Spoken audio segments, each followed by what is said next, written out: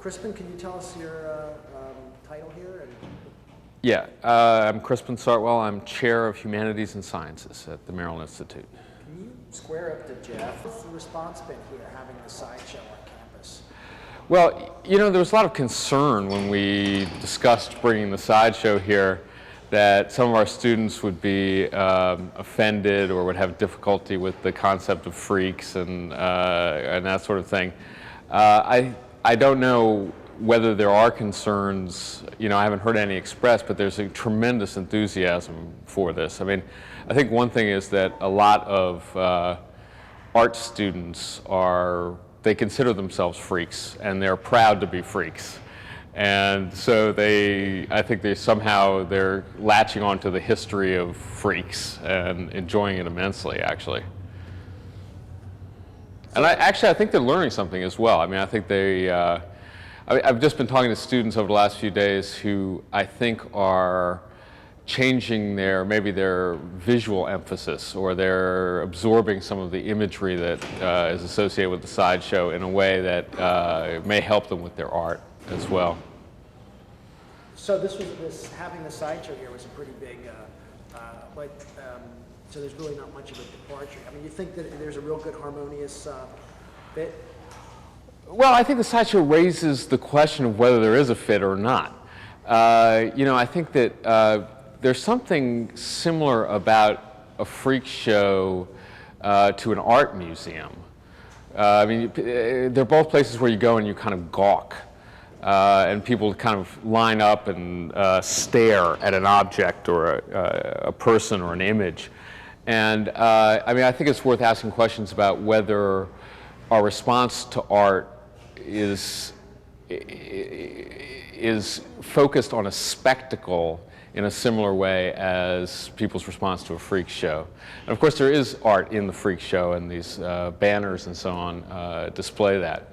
But I think another interesting question is whether the freak show is an art form, or whether the sideshow is a kind of form of popular art or not. You know, I mean, I think having the sideshow here is a really good way to ask questions like, what is art, and what's the place of art in our culture? Have you been surprised by the students' reactions, or? No. Actually, no. I really thought the students would love this stuff, and so it hasn't surprised me at all. I just thought they would resonate to this kind of spectacle, and not only that, but it's kind of fun. It's a little taboo. It's kind of a good occasion to party a little bit and hang out and cheer, and so I think it's gone really well along those lines. I haven't been surprised at all. I knew there'd be enthusiasm for this kind of stuff. Were you a fan of sideshow yourself? No, not really. I have a certain interest in circus history, but I never really focused on the sideshow very carefully until we were talking about having this here. I'm interested in magic and conjuring and some other sort of questionable entertainments, but I hadn't really thought about the sideshow. Can you tell us again about this? I think it was neat how you said art students are for kind of freaks. Yeah. There's a real identity. Yeah, well, I think so. That a lot of art students come here from a high school in which they were the strangest person. You know, the person with purple hair, the person with multiple piercings and tattoos, the person who's into punk music, and furthermore, they were proud to be freaks. I mean, they were attempting to identify themselves as freaks in various ways. And so I think that they feel a connection to the freak show that I think is admirable in a way. I mean, one thing about being a human anomaly, I guess, is it probably relieves you of a lot of the social pressures of being normal. And I think a lot of the students here kind of take that as their role, although it's kind of a hard role to fulfill here because everyone is a freak. You see, so it's very hard. I mean, actually, the oddest people here are, you know, kind of preppy kids who seem, you know, like they should be in a fraternity somewhere or something like that. So we have maybe a rebellion against the freaks here as well. But certainly, I think I think it's central to the self-image of a lot of our students that they think of themselves as freaks. you know. And some of that has to do with, you know, processes that you might think of as kind of self-torture and self-mutilation, like tattooing and piercing. And, you know, the other day we saw a performance here where a guy escaped from a straitjacket while he was dancing on broken glass.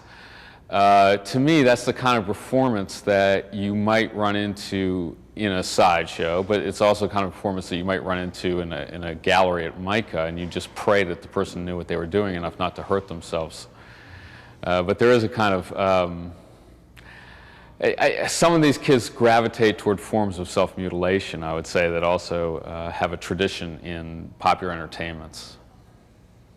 Do you think Maryland, so if you could just say a sentence of like Maryland Institute, you know, somehow, you know, this was a real kind of a watershed thing. Just right. Kind of marrying the sensibilities and also the name of the institute. Oh, okay, all right.